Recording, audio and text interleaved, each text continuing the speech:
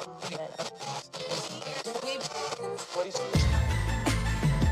know what it is, black and snerdy, black and snerdy, black and snerdy, black and snerdy. You know who it is, black and snerdy, black and snerdy, black and snerdy, black and snerdy. Ode, Maurice, Ode, Maurice. Maurice, Ode, Maurice, Ode. Black and snerdy, black and snerdy. Black and snerdy, black and snerdy. Hey, oh. Yes, Mo. Are you ready? Let's go. Black and snerdy, black and snerdy, black and snerdy, black and snerdy. It's the Black and Snerdy podcast with Ode and Maurice. Heidi ho, Winslows. Was that supposed to be Urkel? Yeah. Okay. Try it again. Heidi ho, Winslows. That sounds like your regular voice, but with a southern accent. And that show took place in Chicago. So, yeah. Chicagoans have like a little southern twang. No, they don't. They're the quintessential like Midwest voice. It's I think Midwesterners. Chicago. Okay. That's the Bears. I can only say a few words. And you're not saying any words in a way that I think is not offensive to all the Chicagoans. And it's probably offensive to somebody. Well, hi everyone. I'm Odie. And I'm Maurice. And you're listening to the Black and Snerdy podcast.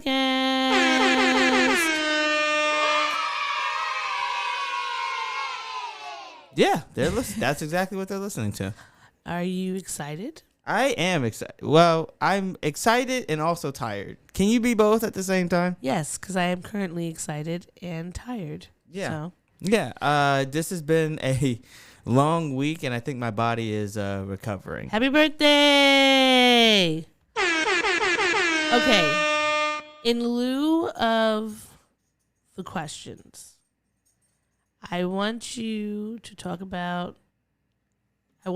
about your birthday dinner and what your favorite things were that you ate.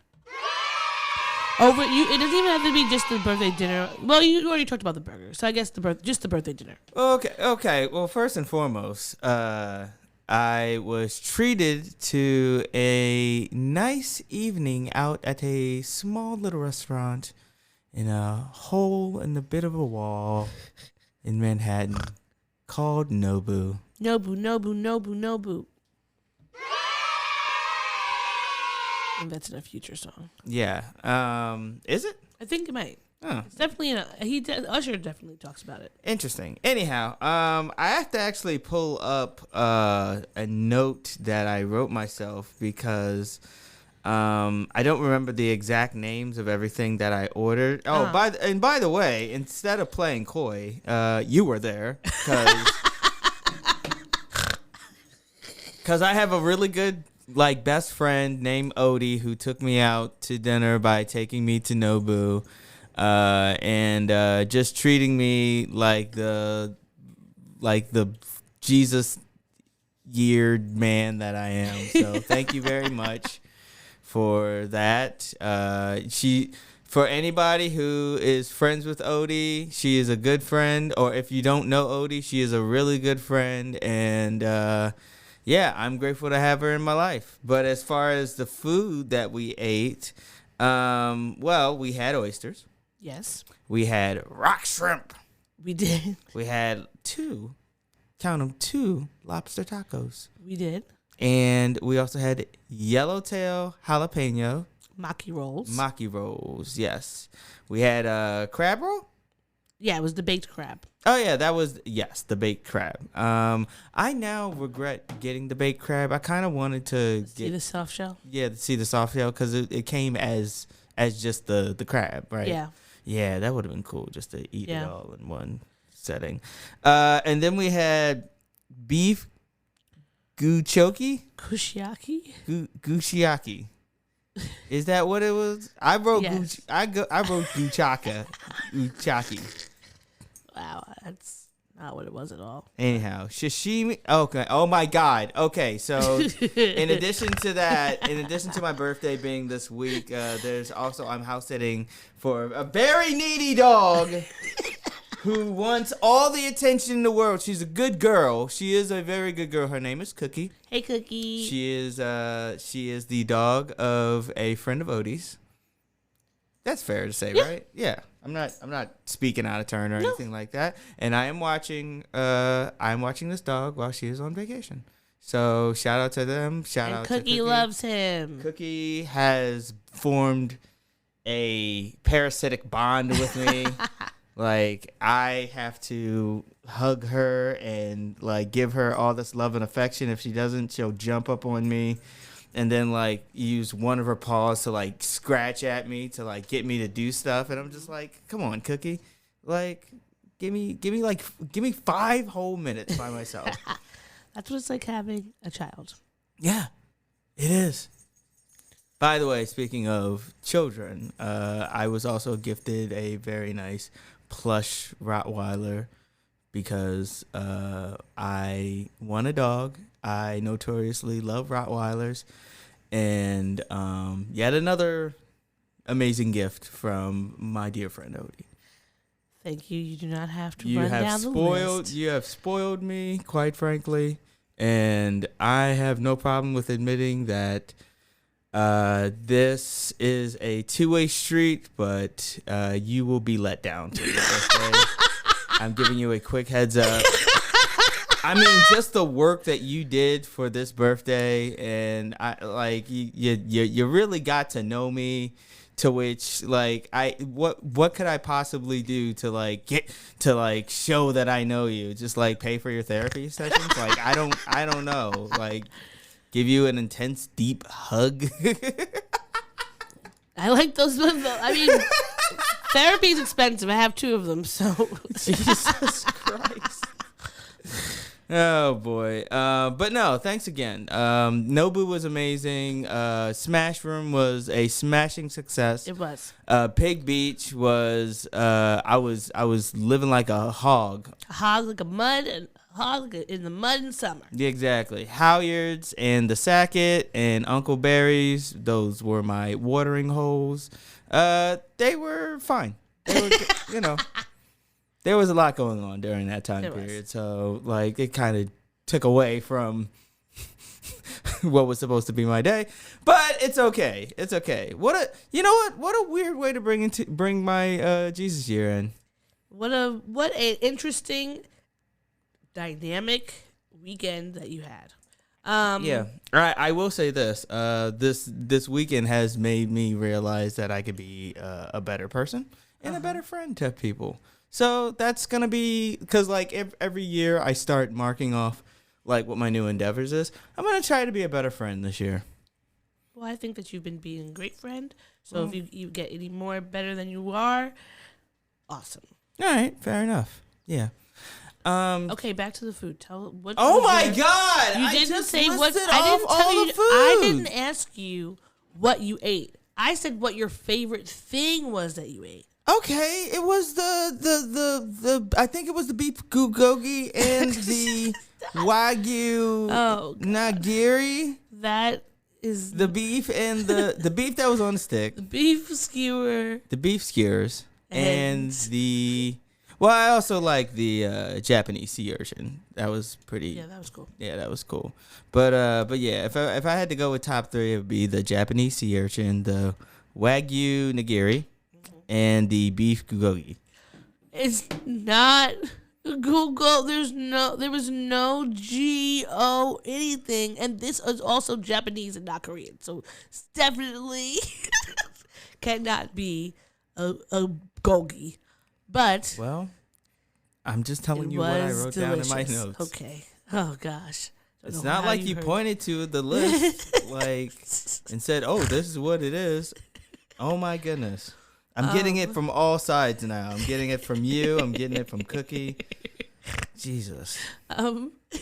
Is there anything else you would like to dive into when it comes to this dinner that I had at Nobu? No, it was delicious. I only wanted you to give. It was a great experience. Your top 3 foods. Yeah. From that day. Yeah, I did. That was the question. And I answered it. Gosh.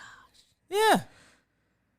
Next time I'm taking you to Chuck E. Cheese. Yeah, with that sugary ass pizza.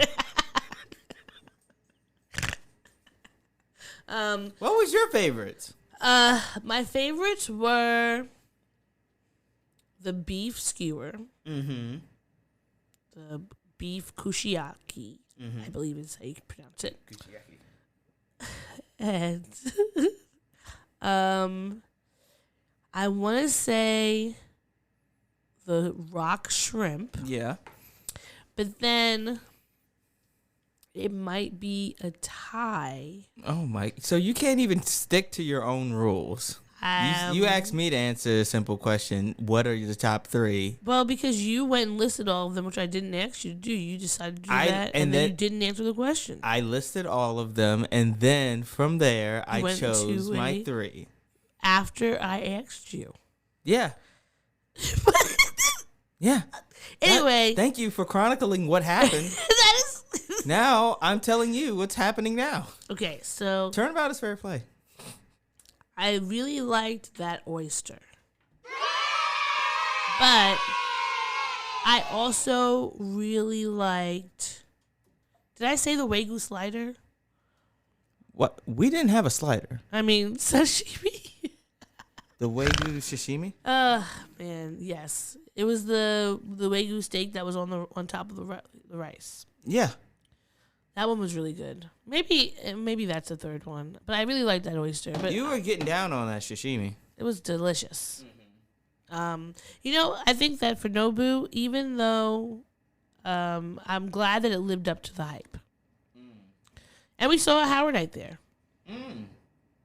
I didn't know them though. You knew. I knew them. Yeah, I think they were in the School of C, and so I feel like they used to sometimes. Did they work in the School of C with me and with Miss Dudley, or if they were just always in there? I think they were on like the School of C. What is it called? The student School of C. It is the place to be. It is. It is. It was like maybe they were in the student council for school communications one year. But I used to see them all the time. And we actually might have had class together. But anyway, they were there, and that was lovely seeing them. And I was kind of thrown off at how casual people were dressed when we were there. Yeah, because we were dressed up to kind of the 9s. Like I had my nice Rockport boot shoes, dress shoes that had a little zipper on the side. That's how you take it off, and was killing my fucking corneas. I was wearing those clear heels with sparkly bottoms. Yeah. That I was. And you had a lovely dress. Thank you very much. Yeah, and I had used some.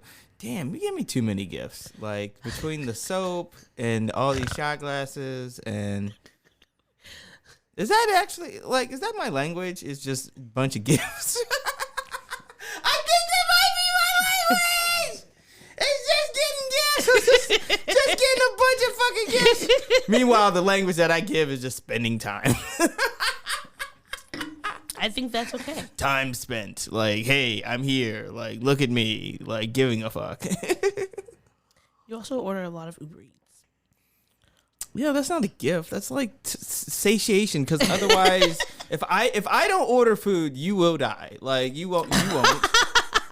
You won't. You'll just sit there and be like, all right, well, I'm just gonna find that taco place because I saw him. Like when we walked to the dog, and so now I know he exists, and I'm gonna get a taco. I really wanted one. Yeah, I could tell. And you ate the other food, so there was nothing else to eat. Yeah, what, the food from last night? Yeah, I did. I ate the not all the rice though, not the remainder of the rice. No.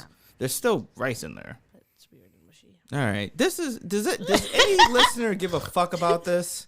This is like, not... quite frankly, this isn't getting to know anybody. This is interpersonal, obnoxious conversation between two hosts. If this is what you all want to hear, please write in, let us know, and we'll give it to you. But if not, we are ready to move the fuck on. Yes, we are. So we're ready to get into pop culture. So I'm not going to say that this week is any better than last week in the amount of shenanigans. Mm-hmm. So I'm just going to rip the Band-Aid off and get into the fuck shit. The cavalcade of fuck shit. I We didn't talk about it, but there was this festival going on in, I believe, Puerto Rico in March called Afro Nation. Hey, Puerto Rico. I really wanted to go because it had all these different African artists that were going to be performing. Megan Thee Stallion was there. It was just like a beautiful black time, right? Yeah, of course. But some of the Afro Nation dancers are saying that they were had a terrible time while working at the festival. Word. They said they feared for their safety. They had to sleep in a hotel that was full of bugs and was disgusting. Were fed once a day. And were assaulted by the security guards. Jeez. Like, they didn't say like sexually assaulted, but probably maybe that could even just be manhandled. Either way, it could be like someone grabbing you by the wrist and just being like, "Hey, excuse me, stranger, let go of me." You know. They didn't get ride. They said that it started when they landed because they didn't have any rides scheduled for them to get to the hotel as they were promised. So it just started off being a terrible situation. Yeah. So I hope that they do enough, whatever, investigations, and if these girls are owed any money for them to get it, or the dancers, I don't know if they're all women. But I hope that they just get what they are supposed to be getting, because they were performing, they were dancing, they were working hard. And I'm sure they looked beautiful, and I'm sure that concert, they got a lot of money, and they should have made sure that those things were taken care of. We don't need to have these fire festivals situations. It's as if we haven't learned from the various issues with festivals how to run a festival. Exactly. And if you can't run one right, don't run one at all. Yeah. Okay, more terrible news in music, but this is an update. Remember we talked about Trey Songz getting... Yes, in fact, all of his shenanigans is the reason why we can't use the extended cut version of the pop culture drop. And... I have to cut it off physically. I can't let it just play all the way because of old nasty-ass nasty man. Well... Even though last week a few weeks ago, those charges against him had been dropped, this woman named Megan Johnson is accusing Trey Songz of sexual assault, and they released a video where it's in 2013. They're at an event that he was hosting at the Foxwoods Resort Casino in Mashantucket, Connecticut. Shout out to all the Native American names across the Northeast. Native American names all across the Northeast. Y'all get a shout out. Anyway. On the ones and twos. Yeah, continue. So they were at the casino, and I can't tell if they're on some sort of boat or something, but there's a video of him. She's like, everyone's dancing around. It's daytime, so it's like a day party. She's wearing a cute little bikini top and shorts. And he pulls her bikini top down. He flashes it and goes, titty in the open. And he's like shouting that out on the boat. And she looks like she's doing one of those things where it's like, oh shit, that happened. Like, she looked shocked that it happened. And then she's just kind of trying to laugh it off or whatever. But you can't really hear what she's saying, but it doesn't feel like she's happy or excited that happened. Yeah, it's basically pantsing somebody, but with the top of the bra. Yes, and so she has an assault against him. I also was reading after I saw that article. Side note: that could be a Michael Jackson song. Titty in the open, in the open, titty. You've been okay. Criminal, a hardcore criminal, Trey. He may have to pay. Allegedly. He may have to pay $5 million in a settlement case for that. So we will see. I can I just say something? I am notoriously a whore for money, right? I love money. I want to keep money. I hoard all of my money, right? I would never want to do anything I if ever I get wealthy, get rich, if ever like I'm in a position of wealth, I'm just going to stay inside all the time and just be like that aviation dude who had jars of urine and long fingernails and shit like that. Henry Hoover or something? No, you know who I'm talking about, right? The one that Leonardo DiCaprio played. Yeah, in The Aviator. And I'm just gonna stick to myself, and it's not because I don't know how to act around people. It's just that like, why, like, it's as if like.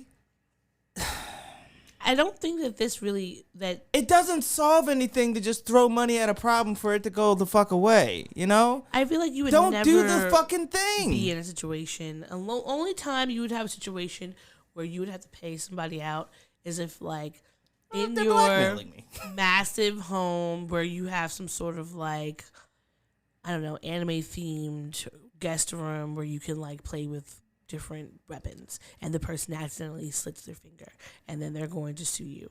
But that would be it. It wouldn't be something for you like doing anything you want because you would be like, you're just not that type of person. See, this is why I know that you're not a true otaku, because like, why in my anime room is there just like sharp things that could be like cut you might on? Just have weapons. You could have one of a basilisk. You could have one. First off, a basilisk. Basilisk is a Klingon weapon. However, how is that anime? I've seen them. You're getting your nerd shit crossed. No, my friend. I've seen. I don't know the name of them in know other forms. I know the Klingon weapon that you're referring to. You've seen ones that look like that in those shows. In my anime room, there's just gonna be a bunch of pillows of various waifus. Okay. Just full body clothes of. Well, maybe somebody gets a waifu and they like it, and you didn't let them take it with them, and they got embarrassed, and then they sue you for pain and suffering. Fujiwara from Kaguya Love is War, because she is best girl. Hey, remember when this also had sexy nerds in it? This podcast? We are sexy nerds. Yes, we are. Yeah, I just reminded them I got my nerd street cred. Yeah, I haven't forgotten. Just because we talk about the news and shit doesn't mean that we stop being nerds. Anyhow, continue. All right, so fuck you, Trey Songz. Fuck you. You're really. I hope that all your money goes to having to pay restitution to these people. Because even if, like, when I saw people talking about the whole video and they were like, oh, it's no big deal, he just pulled her boob out. Like, what makes you think anybody would be okay with a random stranger pulling their boob out when you're in public in the middle of a party? It doesn't matter if you're wearing a bikini, you're looking cute or sexy or whatever. You have that bikini on for a reason. If your top fell off, you would probably be embarrassed because you did not. If you wanted to have everyone seeing your nipples, you would have came there topless. It's a consent thing too. Exactly. You know? And also we're not freaking 7 years old. You know, like that's some real first grade kindergarten shit to pay somebody to do the thing that like, oh, that embarrasses them. Oh, private parts, haha. And then shout titty in the open. Like, have you never seen a boob before? You're a grown man. Come on. You have a song. I'm pretty sure, and I could be wrong, and I probably am, but you have a song called "Sex Ocean." Okay. Like you've seen, you know, body parts before. Let's be adults. Come on, grow the fuck up and turn 12 already, Trey. Trey, does that mean you're 13? Trey? That's what that means. You're 3. Trigger Trey. 13-year-old Trey Songz. Yeah. And more fuck dude behavior. We have an update on Benzino.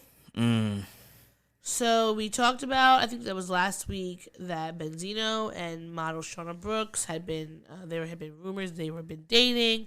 Benzino got angry. They were like 50 Cent, all these other rappers were joking on him. So Benzino has been pushing this and continuing this conversation in social media. He posted up some screenshots of text that they have between each other and some like Instagram comments. Wait, he posted these up? Yes, he did. Yeah. Why? Good question. But he cut within the tweet. He says this person has crossed a dangerous line, and I've already accepted that at 56 years old, I will die now or go to jail for the rest of my. No, you have to put in parentheses in your head what he's saying. Rest of my, I guess, life over my name, reputation, and legacy. This weirdo mother MFer is playing with y'all, not me. He, she still haven't said that we never met in person. And then, But if he's saying that they've never met in person, why is there like evidence, screenshots of conversations? well, they've had alleged conversations, but they've never met. Like he's saying that they never like had sex or anything. Okay. Yeah. I just So, there's more. The frail ego of a straight man is He tweeted also, terrible thing. I will put two in your face, continue with my day or night, and call my lawyer to make sure he's on point with my bail situation.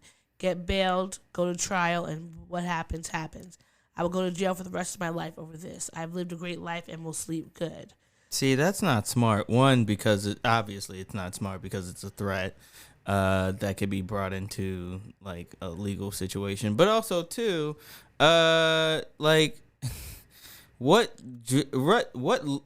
judge is going to grant you bail after you done bragged about what you're gonna do after you make bail? You know, Yeah. you're a flight. Like at this point, you're a flight risk. Like you've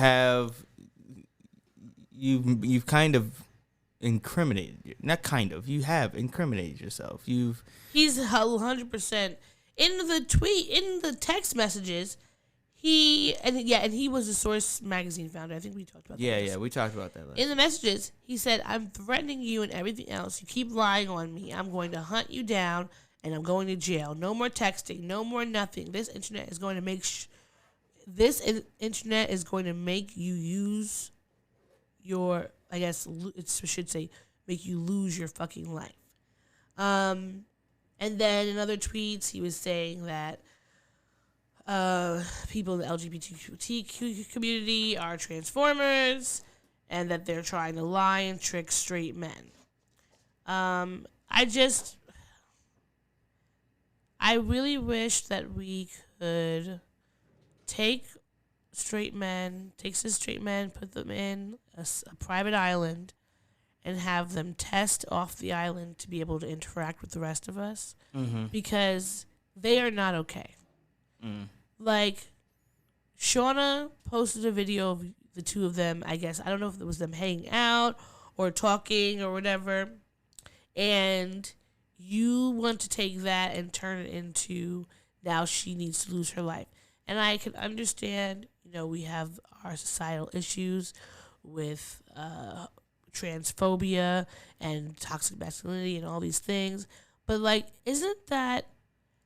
doesn't this seem like a problem to you that someone would want to kill someone over the fact that they are allegedly dating them? Like, I don't know about you, but when I was in elementary, middle school, high school, like, sometimes, like, I would be the one who people would be like, oh, Odie likes you? Ew. And it would be like this whole thing. So if somebody would have been like, yeah, James, Odie likes you, and I, like, put a picture of us up, would James have had the right to kill me because I'm supposedly not, like, the desired person? I feel like that is what this basically boils down to, because you're allegedly liking someone that nobody else likes. You're that threatened that you would want to kill them, which is insane. And you 100% need to get therapy. Yes, go to therapy and work out these sort of psychosexual issues that you clearly have going on. What was that thing I mentioned the other day? I don't know. Sexual OCD. Sexual OCD. Yeah, so basically, it used to be called homosexual OCD, but they obviously updated the term because that was very problematic.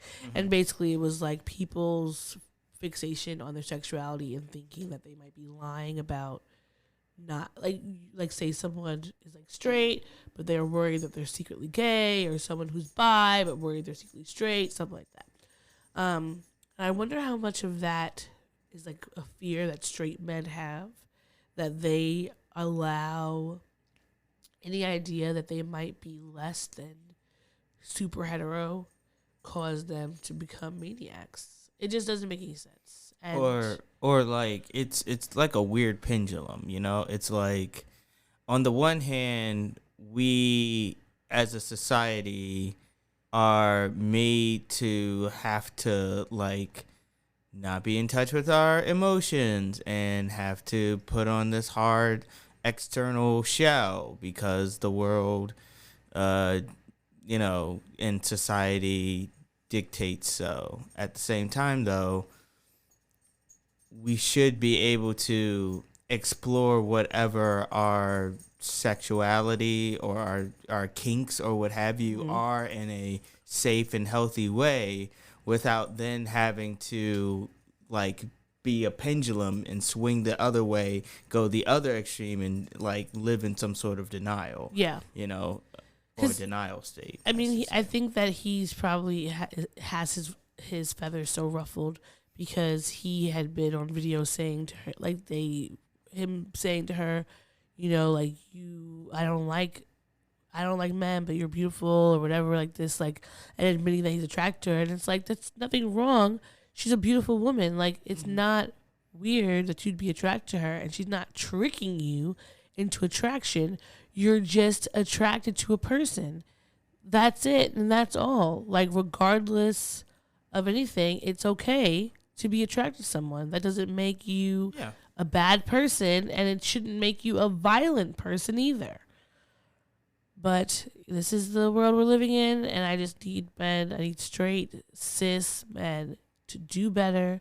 And like the fact that you would say these things about another black person is just another reason why when things happen and there's like a police shooting or violence and black men are constantly like, we need you, help us. And everyone's always running to them, but they are so quick to try to perpetuate that same violence against us.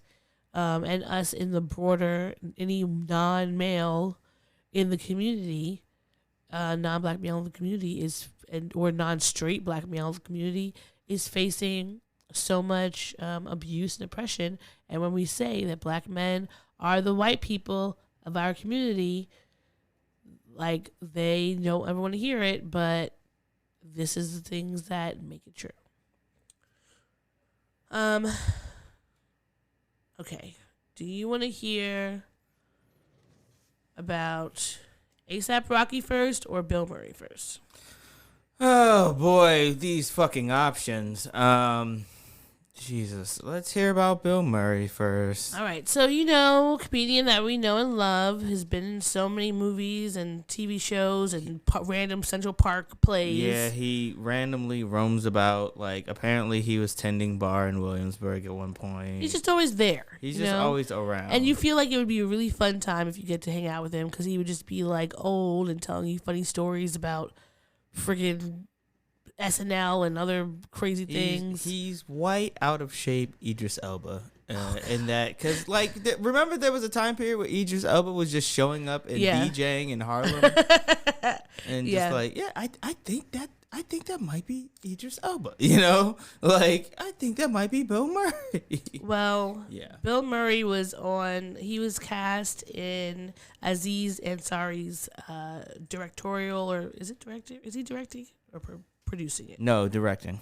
Well, Aziz Ansari's directorial debut for the movie Being Mortal, but the movie has now been suspended for an investigation into Bill Murray's inappropriate behavior.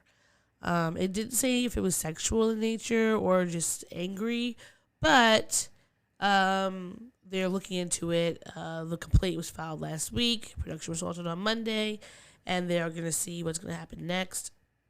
And funny enough, I was reading this on Deadline, and one of the more popular articles that came up today for them is when Lucy Liu was talking about her interactions with him on Charlie's Angels, which is one of the reasons why he wasn't back in the second movie, and it was Bernie Mac, because there were just complaints. And she was saying how like the basically they had done a rework on the script over the weekend. He hadn't been around, and when he came in and found out about those reworks, he was really angry and was shouting at everybody, and then was directing it at her and saying like all these vile insults to her, and she like spoke up against him, and then next thing you know, it was on the papers that she was like difficult and was having this attitude, et cetera, et cetera. So it's like, damn, you're finding out all these things about these entertainers we know and love, and not to say that it's not impossible for them to behave like this just because we like them.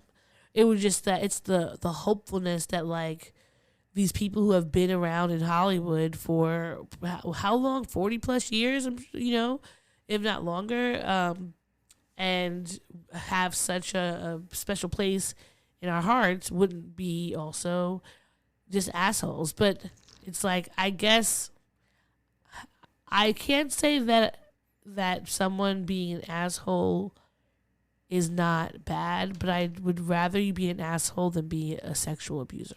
Yeah, or some sort of predatory creep. Yeah, like that. Those to me are even worse. But it's like, having dealt in toxic work environments, that's also very stressful to have someone. It can. To like go in knowing that you have to spend, especially on a film shoot where you're working like 10, 12, 14-hour days. It's already very stressful. You have to remember your lines, remember your scenes. It's just remember your blocking and everything like that, and it's ridiculous that like if you would have to like suffer the fools of a coworker who just so happens to be cranky all the fucking time and just be a dick, and you can't say anything because it's fucking Bill Murray. It's Bill fucking Murray. So if you wanted to get speak blackballed, exactly, because fucking Caddyshack, exactly, got in your ass. So, we just hopefully, Not I mean, physically, but we're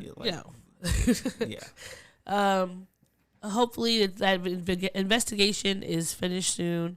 Aziz Ansari has been trying to build back his reputation ever since those allegations and everything came out. I think that everyone should be able to do that if they are, actually, holding themselves accountable and moving forward. So hopefully this movie gets back on, because I'm not saying Bill Murray needs to be in it, but everybody else who's working on the film, Seth Rogen's in it as well. So there's, I'm sure those people who are on the crew and stuff, they wouldn't get paid the whole time though. That would be like, they would only get paid for the time they had worked. I think obviously if you're like a star, like if you're like one of the stars, there's probably rates that are worked out in your contract. Yeah.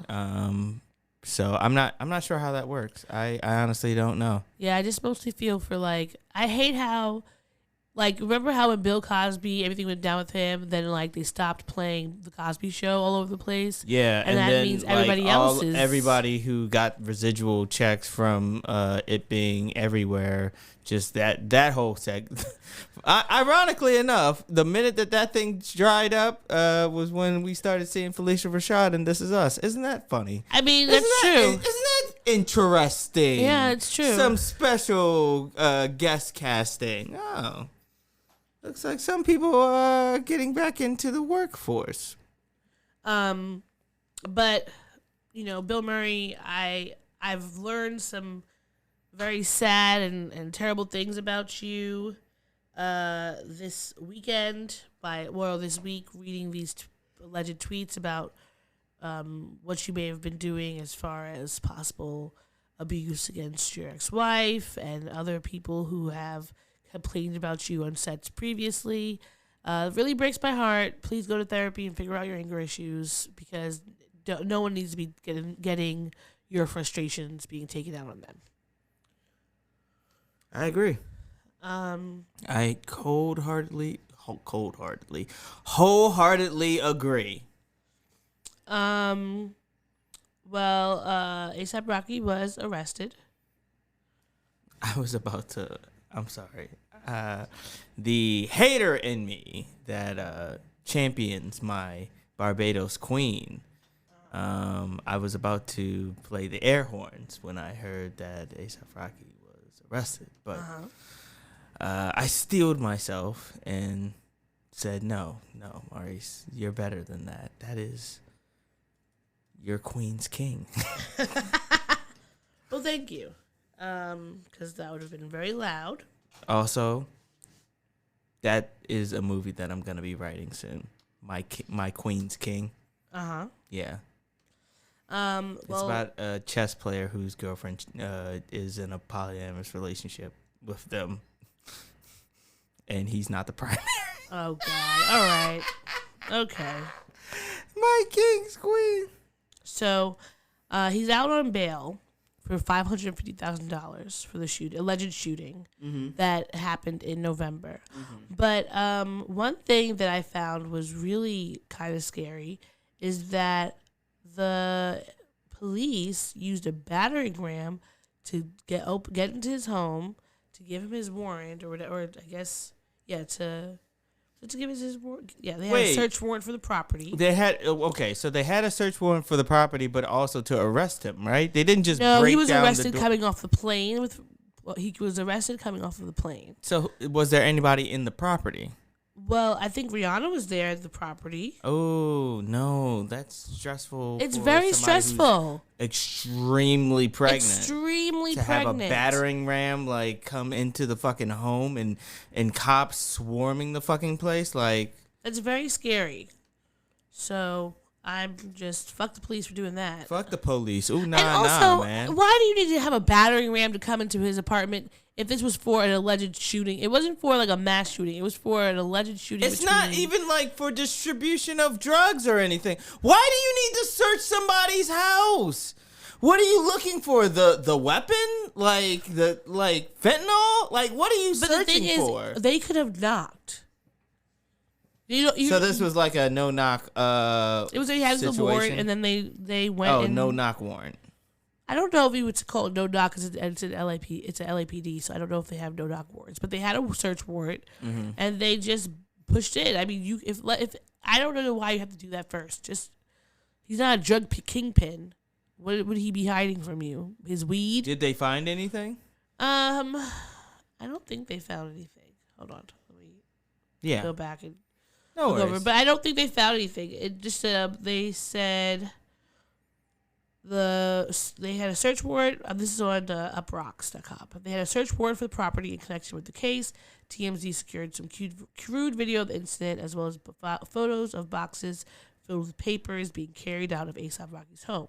In the footage, a group of at least half a dozen cops stands in the front of the gate, and one of them bangs at it with a battering ram 3 times. When the strategy doesn't appear to be working, another cop tries to pry it with what might be a crowbar and falls backward onto the ground when he realizes the pull to open gate and it swings open. Damn. So not only were you trying to open it with being an idiot, but it didn't even work. So, bullshit. Well, I hope that Rihanna is feeling okay and the baby's all right and not distressed at any point. Yeah, no stress. No stress for that baby. Wow. Okay. This is a very stressful situation.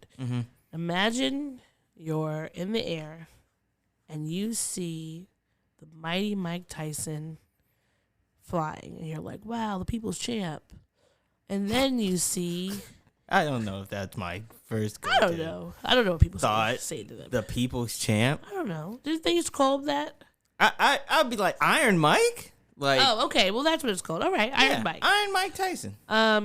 Well, this very excited fan got punched in the face by Iron Mike. Holy shit. On the plane. It's interesting because in the beginning of the video, you see the guy's friend is taking video of his friend talking to Mike Tyson, and you see Mike getting more and more aggravated over the time because he's like entertaining the guy, cordial, taking pictures or whatever.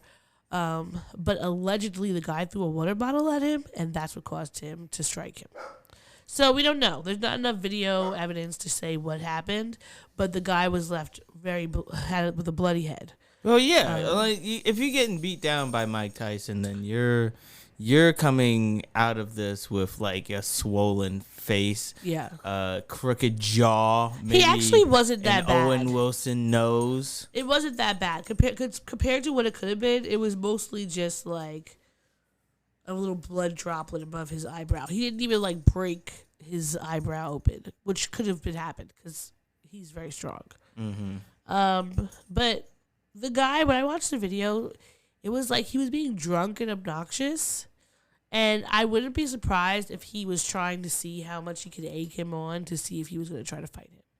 Because he's also now has allegedly, they're doing a lawsuit or lawsuit. some bullshit like that. Like it's a white dude. Yes, it is. Yeah, and imagine being able to be a white dude to be like, yeah, I got beat up by Mike Tyson. Like this is a story he wants to have. Yeah, this is a story he's actually like gonna tell his friends all the time. Yeah. Like, oh yeah, I got a $30,000 settlement from getting my ass kicked by Mike Tyson. Or however much a settlement would probably cost. I just went with 30,000 because I can't imagine 30 million. Like, no, for pain and suffering. Like, I think that people should like a few thousand. When I saw Ava DuVernay at the airport, I like looked at her and I smiled, and like she smiled back at me, and I left it at that. I saw her like waiting at the gate of the doors before everybody else was, and I could have easily walked up to her and be like, "Hey, how are you doing?" But I was like, "No, like we're at the airport. Nobody fucking likes having to go into a cramped can and fly a few hours. You like to be able to get to your destination, but like that's not like a fun thing to do, you know?" It's also just not fun to just, at least for me, I just don't find any joy in knowing that there's a celebrity on my plane. Like, no, because like it, like literally, it's the difference between, and this is grim as fuck. It's the difference between like, hey, this plane crashed and 300 lives were lost versus this plane crashed and 300 lives were lost. Also, Samuel Jackson was on this plane. You know what I mean? Like that. I'm just gonna get clumped in with all the 300. Because it wouldn't even say that. It would say Samuel Jackson dies in a plane crash. Yeah, it wouldn't say Maurice the podcaster was also on this plane. It would not. It would say, oh, Maurice, that comedian who did a couple festivals. No, I'm a part of the 300. Yeah, no, that's good logic. I think so. When I came back from Coachella, so just knowing that, I'm gonna leave them alone is what I'm saying. They actually didn't let us walk on the plane with the celebrities. Like we walked through the back, which I've never done before. But I feel like you should just leave people alone. Not saying that he should have hit him. Him throwing a bottle at him, if that happened, I can understand why that could make you mad enough to hit somebody. I think that people should keep to themselves regardless. Like, from the pictures I'm seeing, the guy's not wearing a mask. So you're talking at me real close. We're still in the middle of a pandemic. And now you're touching me. You're constantly like forcing me to talk to you when all I want to do is take a nap. Like, come on, like leave me alone. None of this was needed. Yeah, I agree. I just don't understand, like, why would you fuck with Mike Tyson? I don't know. Like, even if it is just to get a lawsuit out of it and to get a story out of it, like, those punches are going to hurt. Like, Mike Tyson has not, like, he doesn't have muscle dystrophy or some shit like that. Like, he's still as swole as ever. And he is ready to throw the fuck down, you know? Leave people alone. Leave celebrities alone. As a matter of fact, if you ever see me and Ode out in the wilds, just leave us alone. People can say hi. I don't mind people saying hi to me. You know what? I don't mind people saying hi to me, but if it's the lingering that I have a problem. And not if I'm at dinner. Hey, I recognize you from the show. We say, oh, thanks, and then you keep it moving. Yes, that's a good compromise. I don't want to, oh, hey, I recognize you from the show. And I say, oh, thanks. This is like, so, oh, how do you, what mixer do you, like, I don't want to get into anything. Like, I just want to go about my day. I want to go, like, someone is almost 17 minutes away from catching me between taking a shit. So, like, please do not come up to me and talk to me, because like I am guaranteed to be very close to be needing to do my business. Okay, I am always in a frantic state of needing to do what I need to do. So please leave me alone. That might be the fucking song for the intro. All right, or the the next segment. I've got it. But yeah, that was weird. Now I think that was the last of all the shitty things. Now was it? Is it? I think so. Yeah. Now let's talk about some people that we love and care about. The Obama girls. Well, not the Obama girls, but specifically the youngest Obama, Sasha. She's allegedly dating Clifton Powell's son, Clifton Powell Jr., who he was a college basketball player, and now he's a director and model, and it's super cute. They met when Sasha transferred from University of Michigan to USC last fall. And he had been going, he got I think it was a football or basketball scholarship. He had a 4-year basketball scholarship to USC Santa Barbara, but he transferred out to focus on film. So that's super cute. And I was wondering when Michelle Obama had said last week that, like, the girls are now bringing grown men home. I was like, what grown men?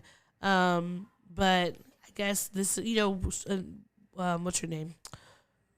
Malia is dating that British guy. Yes. They've been together for a few years. Yeah. And this is like the first guy we've seen Sasha with. And it's so strange. And I imagine that this is what it's like when because, they were the first black family. Yeah. And we watched them grow up. Yep. And so now we're watching them date for the first time. Mm-hmm. And we don't know anything about Clifton Jr. or anything like that, so we're over here. Clifton Powell is a very well-esteemed black man in Hollywood. Mm-hmm. So I'm hoping that this is a happy and healthy relationship, because that's our little sister. I'm hoping for it to be a happy and healthy relationship too, because if there's one thing that I've come to realize in a relatively short amount of time is that all I want is happy, healthy, and fuck-free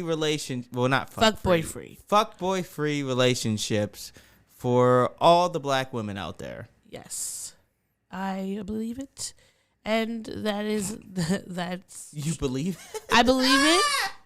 That you want that, and I think that it should happen. But I think it's very cute to watch them growing up and becoming women. Yeah. And I just wish them the best. Like Corey and Topanga. Exactly. Yeah, it's like watching them grow. Although the difference was that we were also growing at the same time. Yeah, so they were kind of older than us. Oh, okay. I wasn't saying that it couldn't still be like that. It just was the truth. Even when they were older than us, I would still be like, "Wow, I'm relating to potentially the older listeners who yes. might have been there for the Wonder Years and watching Ode and Winnie. That all that. Look, I don't know who our target is. Like, I'm just trying to shotgun this shit. Okay, I heard this is the last story that I have for you. It's really cute. Last story. All right. This black woman in California named Kiera and her husband Joel spent $500 on her dress, venue, and reception. Basically, they got married, and then afterwards they went to dinner, and everybody paid for their own food. I think her. Is this gonna be an am I the asshole? No. Okay. 'Cause Her you're wedding. wrong if you think that she's an asshole for this. No, I don't think there's anything wrong with that. I mean, I would not probably like. So she got her dress off Shein, which I feel like Sheen. That's that place I showed you. I got the outfit. SHIEN. SHEIN. Oh, okay. And so she got her dress off there and was able to find. They had their ceremony off the Angeles Crest Highway with Southern California, San Gabriel, and Sierra Pelona Mountains as a beautiful backdrop. They didn't have a public permit, so they could only have 30 to 40 close friends and relatives. And she paid for the chairs of the Ark there. So then they went to dinner. Like, I would say I probably would... I don't think there's anything wrong with having an inexpensive wedding. But I wouldn't want to have a reception where my guests had to pay for something, so I wouldn't have an issue, like, finding a place like that. But I don't think there's anything wrong with spending the least amount of money you can on a reception, or I mean on a wedding in general, because I feel like you should spend more money on the honeymoon so you could go somewhere for a longer period of time. I always say if I got married, I would like use my aunt's house in Maryland because it has a really big, beautiful yard, and you could have a whole slew of guests there. And the only thing I would have to pay for is like, a tent and, probably I could have family help make food. A lot of cooperative living. You don't have to pay out the ass to get married. And then you could take that extra. After saving with custom. Oops, sorry. Yep. Sorry about that. I was trying to surprise you with something. After paying for I would rather get a dress. Of course, Vera Wang, amazing. But I would much rather get a dress that's inexpensive and take that $10,000 and go on a month's honeymoon. Yeah, I legitimately, it's the one thing that scares me about getting married is how much everything is going to cost, because I am going to be the best man in my best friend's wedding.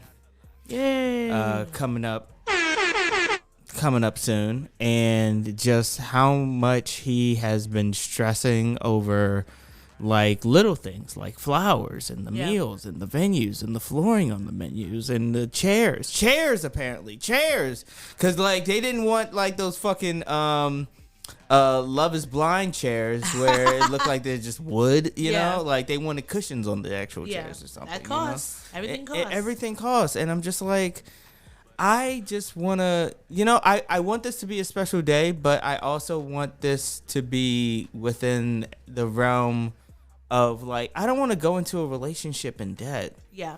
I'm already in debt that I'm managing from student loans and shit, right? Yeah. But I don't want to have to go into a romantic relationship with even more debt. Yeah. Start the whole marriage off with, hey, we have a several $1,000 bill to pay for that one thing that said that we were gonna be together forever. Yeah. Now let's work to pay that off. Yeah. Yeah, remember that special day? Yeah, now we're gonna spend the next 10 years paying for it. Yeah. I'm right there with you. I would prefer to just use the money for an all-inclusive trip to Temptations. Here. Well, that's all I've got for you. That is? Okay. Wait. No, I think that's it. I was trying to listen to the song you had in the back. Oh, it's a lot. Yeah. How much money you got? A lot. How much money you got? A lot. Yeah. So, yeah. Okay. So how about we take our time now to ease on into a break. Okie dokie. And we will be right back with more of the Black and Snerdy podcast. BRB. Yes. You're listening to the Black and Snerdy podcast.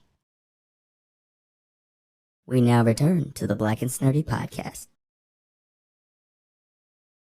Girl, close your eyes. Let the rhythm get into you. Don't try to fight it. There ain't nothing that you can do. Relax your mind. Lay back and groove with mine. You gotta feel that heat. And we can ride the boogie. Share that beat of love. I wanna rock with you all night. Dance you into the sunlight. I wanna rock with you all night. We're gonna rock the night away. Out on the floor, there ain't nobody there but us. Girl, when you dance, there's a magic that must be love. Just take control. We've got so far to go. When you feel that beat, and we can ride the boogie till that heat of love. I wanna rock with you all night. Dance you into the sunlight. I wanna rock with you all night. Rock the night away. Okay, all right. That's enough of that. Well, I liked it. Okay, well.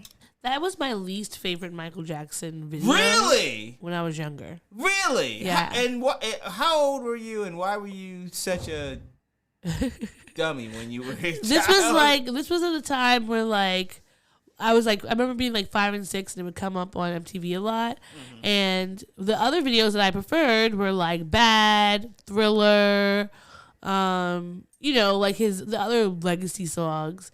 And so this video, I just now when I watch it, I'm yeah, it was beautiful, the shimmery jumpsuit and all that, but I was not a huge fan of it back then. It was I thought it was mid.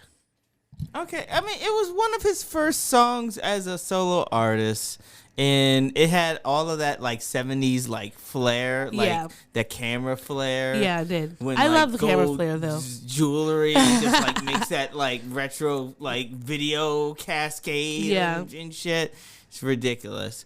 I have a dog on my lap, so that's Cookies and Walkie is recording with us. Yes, although Cookie just farted, and I'm about to gently put her back on the ground.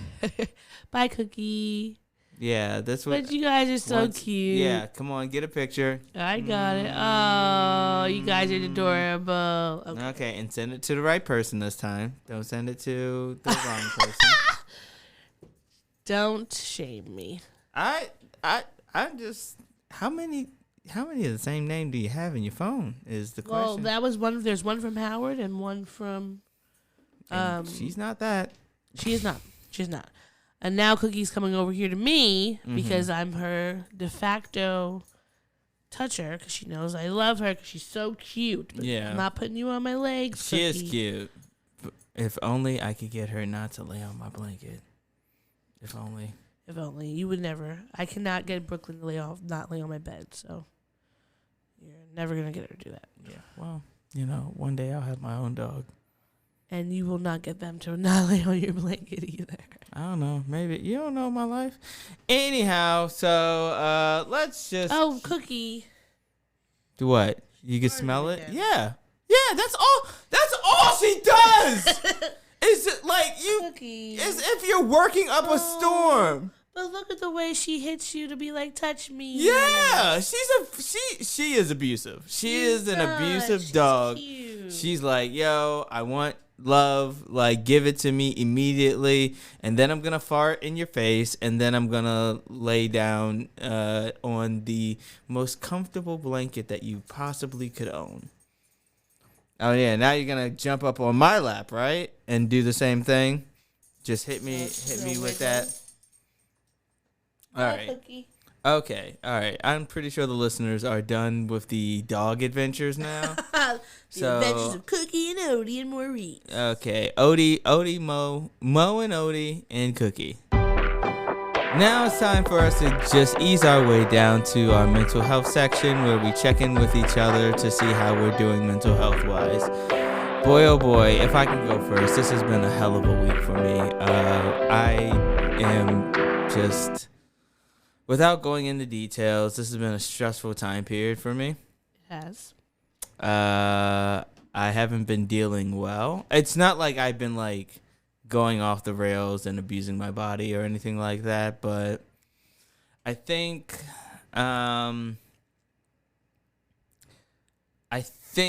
that I have allowed the stress of this past week to get to me.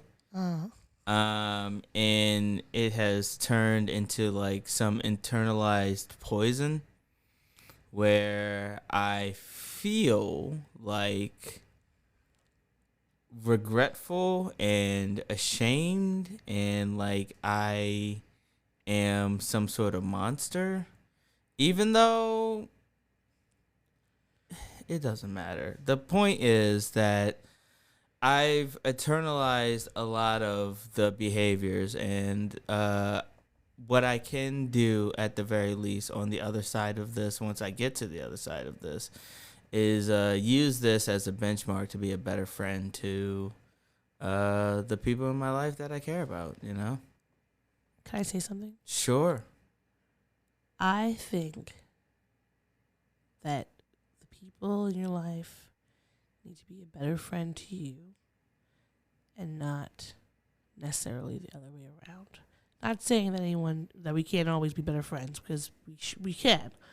But I worry that this situation that you didn't ask for is once again causing you serious distress for reasons that are not yours. It's aged me horribly already. Well, I mean, it's like... It's the worst birthday gift.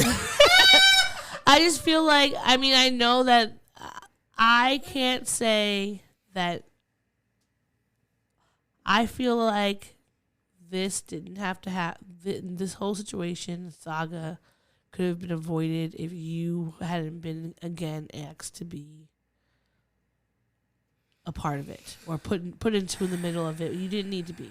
And in general, I just think that, you take on a lot of other people's things and you don't need to. And I feel like you've been I don't want you to let one situation make you think that you haven't been being a great friend, because I think that you have, outside looking in. Of course, there's ways you can improve, as we all can. Mm-hmm. And, I've always been honest with you about my feelings with those things. Mm-hmm. But I don't think that you should allow this situation to consume you in this, like, deep negative cavern, because you've been doing a great job. And as I said before, the fault is not at your shoulders. Yeah. No, you're right. It's hard to internalize the fact that I know that you're right, and intellectually I know that is the stance that I should be taking too. Yeah. It's hard. It's all hard, and it's all a little fucked up, but the shame monster, when it's rearing its ugly head, it's very difficult to let it go off of you. And I know that you've tried. A few months ago, were trying to help me feel less shame and stress about a stressful situation. Yeah. And I couldn't. And even though I knew what you were saying, and I could hear you and believed you and all that, it was it took some time. It's when that feeling gets a hold of you. Yeah, it's hard. It's like it's hard to. You're in quicksand. Yeah, that's exactly what it feels like. It feels like you're sitting in quicksand. Yeah. And it just like consumes you. And mind you, you could watch somebody else in quicksand and give them all of the instructions to get out of quicksand, and yet you can't hear it yourself. Yeah. And you can't adhere to it yourself because of that feeling. It just it wraps its tendrils inside of you. Yeah. And it gets in there deep. For my own mental health, because this is the mental health section. Mm-hmm. I hope that the tools that I've been given throughout the last few years of being in, therapy and having dope-ass therapists, and the fact that my current therapist is a black woman. Woot woot. I hope that is enough. And we meet bi-weekly, and now we are actually meeting on Sundays instead of Wednesdays. So the next time I meet with her will be in 2 Sundays from now, which I think might be May 1st. Oh. Either way, point is, it's going to be a while before I see her. I'm hoping that I have enough of the tools to get me through to seeing her, you know? Because I saw her earlier this week and unfortunately didn't get a chance to really unpack everything as much as I would have liked to unpack it. Can you ever email her? Or? I'm sure I can. I just don't because there's a part of me that's like, somehow this will get charged to me, won't it? Like, and I know that that's a shitty thing. It's like, it should just be, like, we should be able to, the fucking American health system. We should be able to go to a therapist without having to worry about budgetary needs and everything. But here we are. This is it. This is us. This is where we're living. I always see in, like, shows and stuff, people be, like, texting their therapist, but I'm like, I've never, or emailed them. I've never done that, but I guess I have if there has been like a big issue, but we haven't had like a drawn out. I honestly would never want to do that because like I honestly wouldn't trust a therapist who has like that kind of like open policy where you can openly contact them because like what if they leave you on read? Well, and you know that they can do that, right? Yeah, they'd be like obligatorily obliged to just leave you on read, you know? Yeah. Being left on red is never. They're fucking human beings too. They're regular people who are busy, and so like I'm supposed to like I text you that I had a panic attack. And my therapist is just so happened to be at Home Depot and didn't answer me right away. So now like the fault is on them? Absolutely not. That's fucked up. And I'm sure we're going to hear all the jingling in the background because a certain somebody wants to walk around. You've done seen everything in this goddamn apartment. There's nothing else to see. So what the fuck are you doing? Like, go back on the couch and just go back to sleep like you usually do. I don't understand what your life is like, dog. I really don't. But that wasn't even the thing that I started ranting about. You were ranting about... Therapy, like text message therapy. Like yes. I don't adhere to it. So Talkspace would not be for you. Talkspace would absolutely not be for me. I'm gonna pay $30 a month just to time out. Well, as far as sponsors are concerned, Talkspace is a good service. Better Health, all of them, like every one of them is fantastic. It to each his own. So I don't want to. I like, and I'm not cutting any of this out. I think that having things like Talkspace and BetterHelp where you can text them and talk to them quickly and easily is really great, especially if you're having. I want to say on Talkspace they have like hours where the people are available. So if they do have that, then you at least can know like you're texting them when you can. Yeah. But see, that sounds like it would be. See, it sounds like they've already gotten a lot of the problems that I presented to them, or presented already solved in working properly. So exactly. That's so good. now you can sign up. Okay. Was that all? I'm so ready to be corporate. Like I want to sell out so hard. Like you have no idea how much I want to do ad reads. Like integrate those motherfuckers into segments. Like same. Yeah. This podcast is technically not sponsored, but it is sponsored by Mac. In a way. Let us continue. Yes. Did you finish all of your mental health? Yeah, now it's your turn. How are you doing? What's going on with you? This has been a very long, arduous, but fun, enjoyable week. There's been some great highs and some really annoying lows. The highs were getting to spend time with you on your birthday and having all of the surprises that I had planned go off without a hitch. Getting to eat delicious food, and we watch Hitch. getting to spend time with you was great.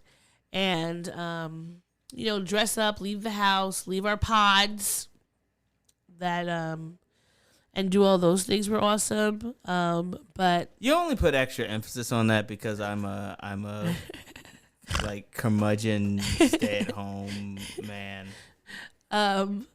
But then like some shitty stuff happened. Yeah. Where like my contract is finishing up way earlier than expected. And I'm like, okay, that's fine. And then I had some situation with these hotels that I know that were canceled, but I guess weren't canceled in time. And so like all these places would charge me and I couldn't get the money back. And I'm just like, that was very frustrating. So I had to cancel my card. And now I'm just like annoyed about that. But I mean, outside of that, it's been pretty chill. Wow.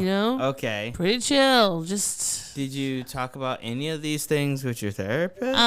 Actually no, but I did. So we did get some good headway into talking about kind of like my internalized ableism. Mm-hmm. And sometimes, my self-loathing, which I don't think I ever really said to her before out loud. But we were just talking about how living in a ableist world that has a lot of these expectations for you, especially for when you're someone that's supposed to be like gifted and smart, et cetera, et cetera, et cetera. It's like I'm constantly hearing all of the critiques of, my parents, my teachers, and all these people who are just like, you're so smart, you're a leader, you should be able to do X, Y, Z, and why aren't you? And just a constant barrage of me not being good enough in some ways. And I won't say that these are not things that were said to me like because they were trying to be negative. But these were said to you and they created a feeling of inadequacy within inside of you that then lay dormant and just like set its tendrils inside of your daily working. So like they just like work in the back of your head to constantly like it's not in the forefront, but it's definitely somewhere in the back of your head that questions whether or not you're good enough. And I'm now realizing that I cut you off and I am talking for you and I need to shut the fuck up and let you talk. So well, sorry. Thank you. No, yes, that is how I'm feeling. I think it's just that, when you're very smart and you're not, living up to your, quote unquote potential in class, or, my report cards were very quintessential ADHD report cards.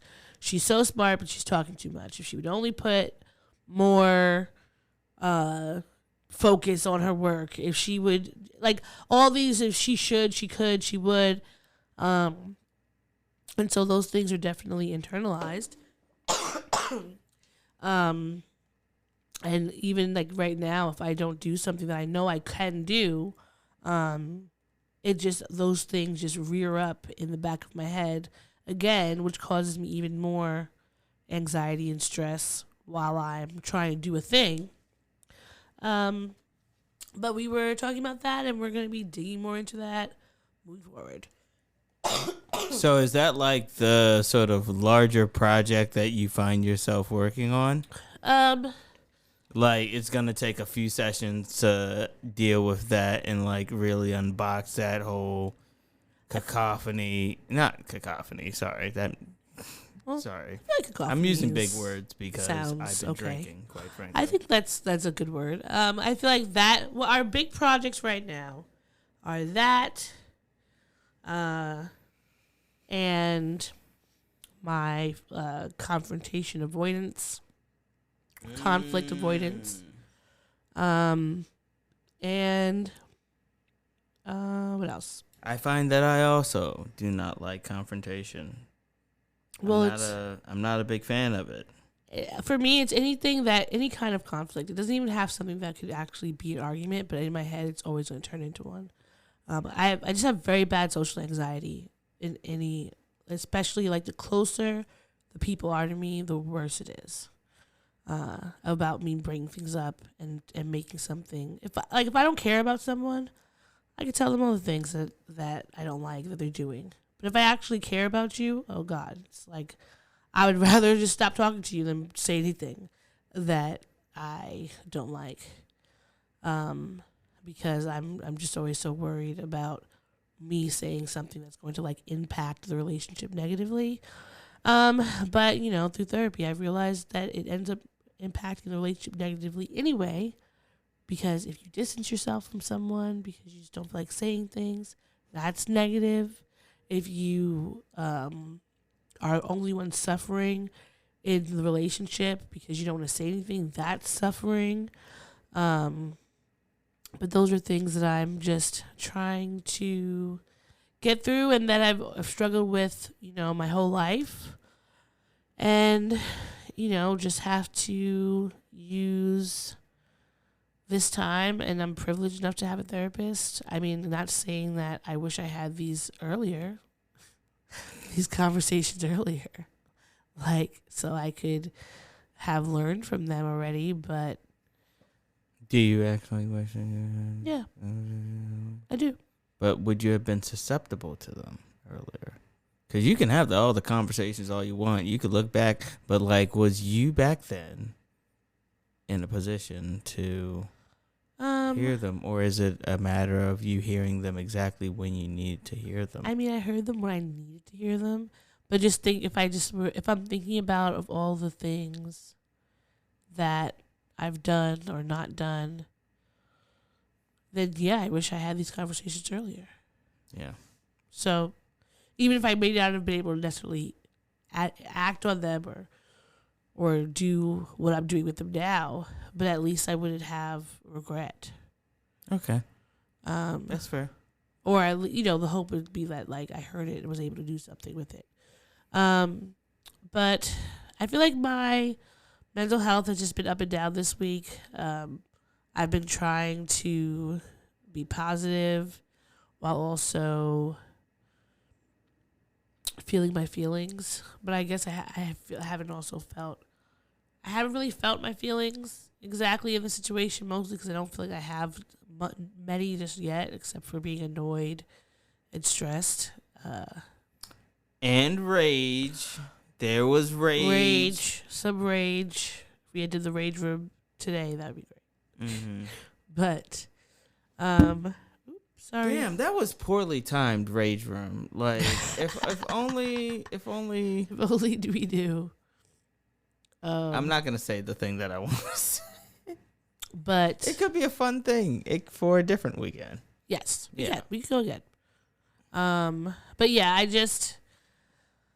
I feel like there are all these things or lessons I'm learning, but these lessons fucking feel like they suck, and I'm just stressed out. Like, I'm tired of learning lessons.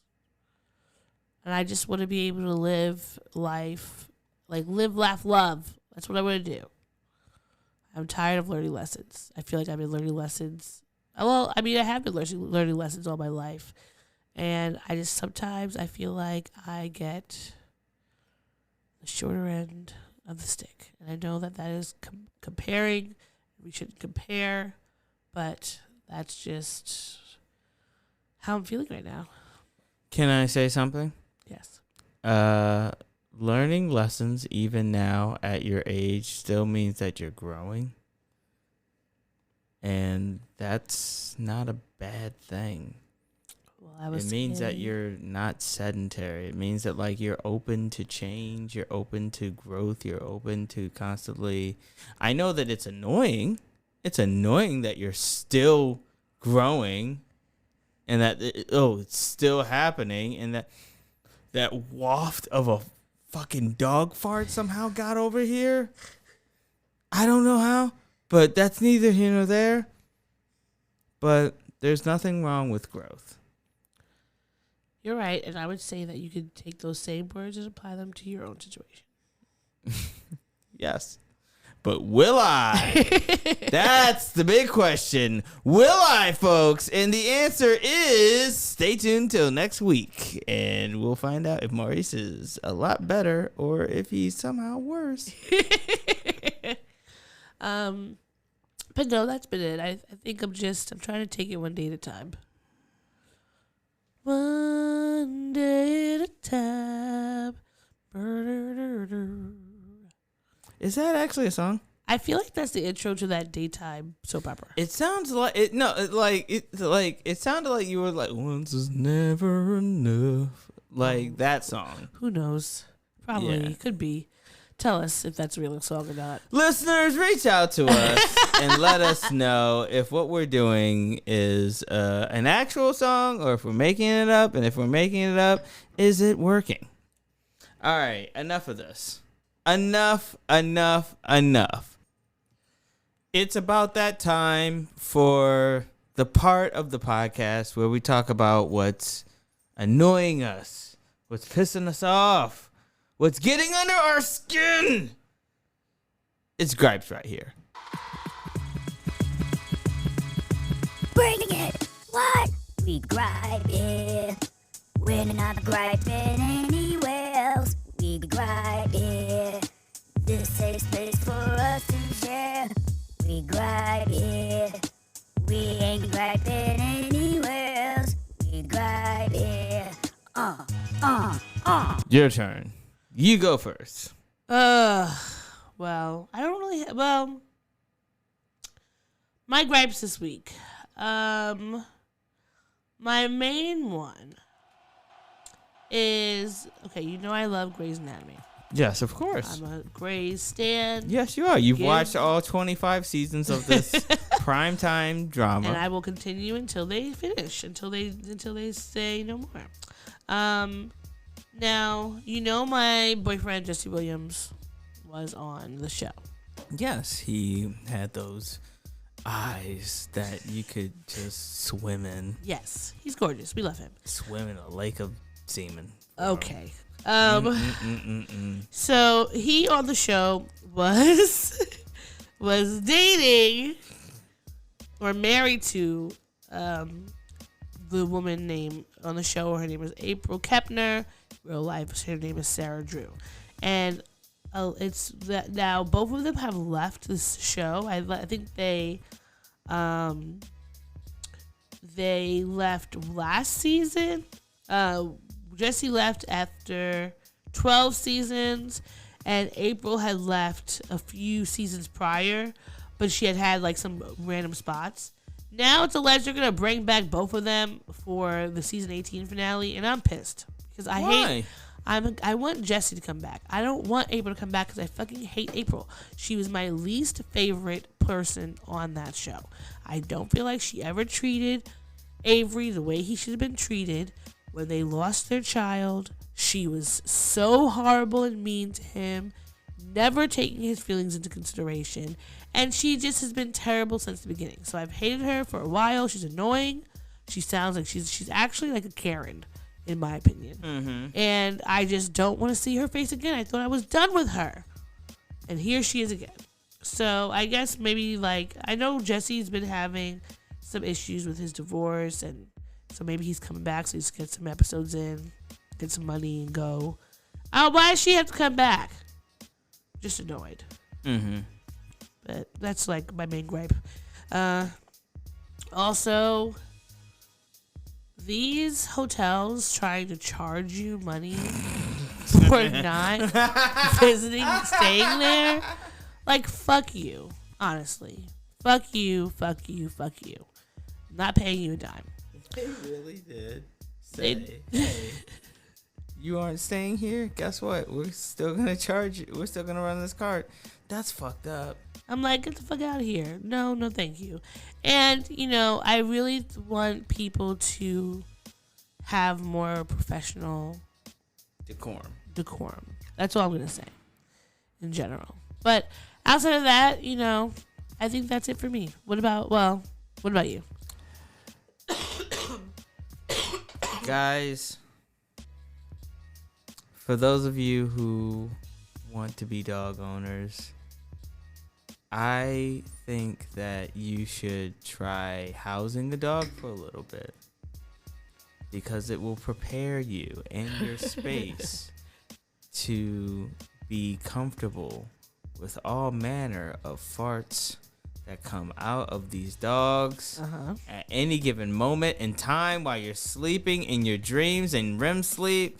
Just like sometimes they make noise, more times than not they're just silent and it's just wind. You could hear the wind just passing and it's just hot now. Like,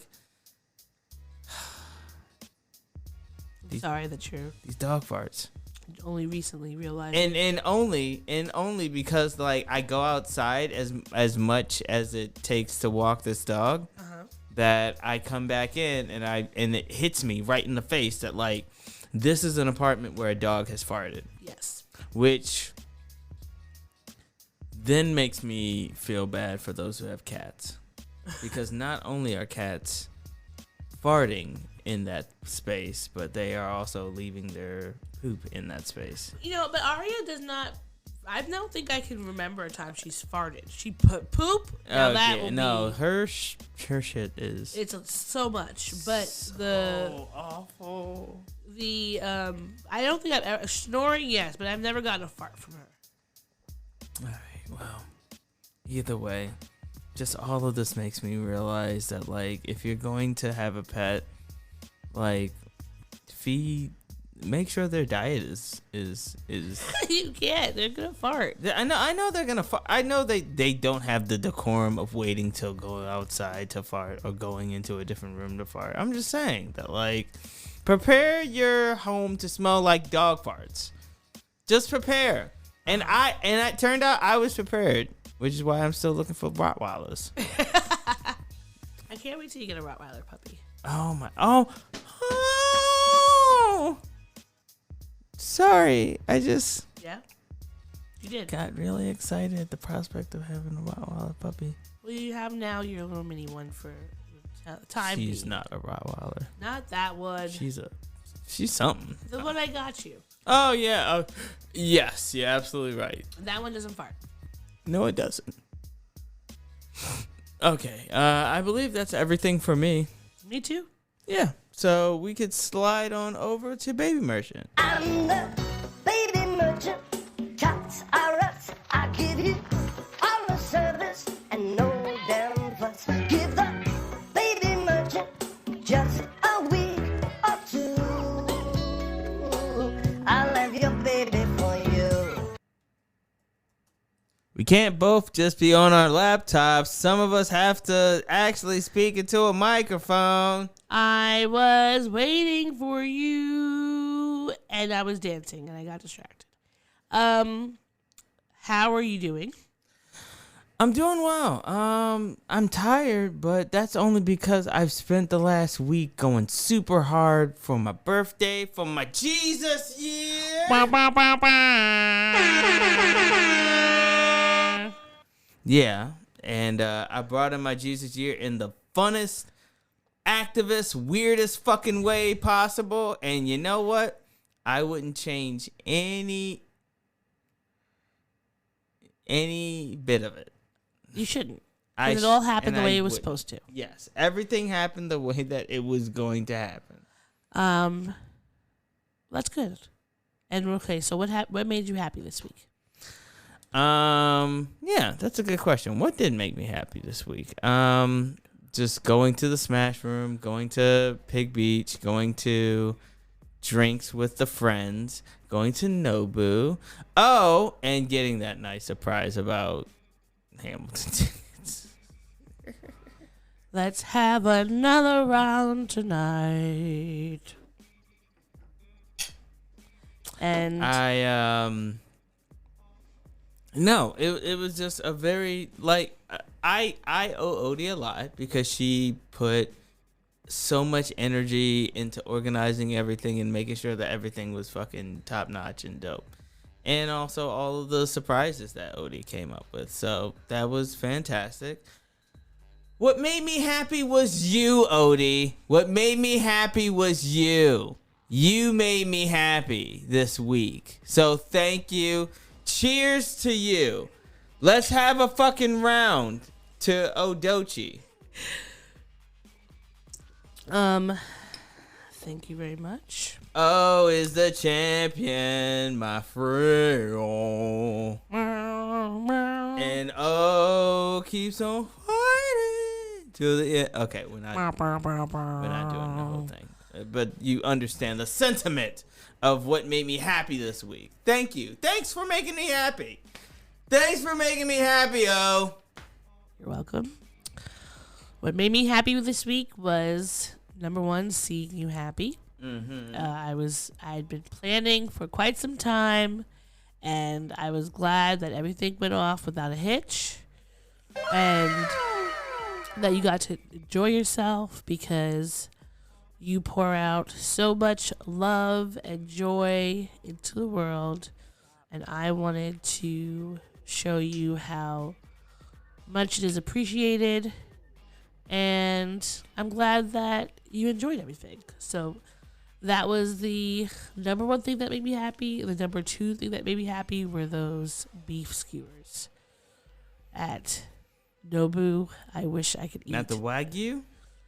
The wagyu was good, but there was something about the way that More that like beef skewer just melted in our mouths that I can't. I want to go there and have 4 more of them. Like, just give me a whole meal of just those beef skewers. I've been looking at my Uber Eats receipts and thinking, man, that was a lot for what I got. And then I look over at the Nobu and I'm just like, there are people in that neighborhood who are treating Nobu like it's fucking Diner Dash. Yep. And because those skewers were delicious, but they were also $20, so that's $10 a piece for one skewer. So you can imagine the people at the table in front of us. One guy had like 4 skewers just for himself. So it's like some of these people are just going in there and eating it like it's freaking Cafe R. Yeah. But let's see what else made me happy. Oh, that was it. I think that I just like not it. Doing this podcast with you always makes me happy. That's good. And I'm grateful that. And you always say that, and I always appreciate you saying that. Well, it's the highlight of my week. Yeah. So that's it. That's all. That's all I got. All right. Well, if that's everything, then that's everything. I think we should call it a night. All right. So we will be back next week for another episode of the Black and Snerdy podcast. Until then, chill out, take it easy, and be hype. Bye. Remember that I am the hype. All right. We'll see you, folks. Thanks for listening to the show. If you'd like to contact the podcast, you can reach us via email at blackandsnerdypodcast@gmail.com. You can also find us on Instagram and TikTok at Black and Snerdy Podcast, as well as on Twitter at Black and Snerdy. You can find me, Maurice, on all social media under the handle Licorish is Legit. That's LICORISH is legit. And you can find me on Instagram. It's that's OD THATSOD.E, and on Twitter, THATSOD_E. And don't forget to like, rate, and subscribe to us.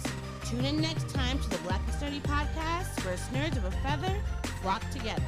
Remember? Bye. Boy. Not yet. No, this is keeping it. We're keeping this in. Don't forget to take your meds and your subs and drink water. Bye. Bye. I actually want to keep that.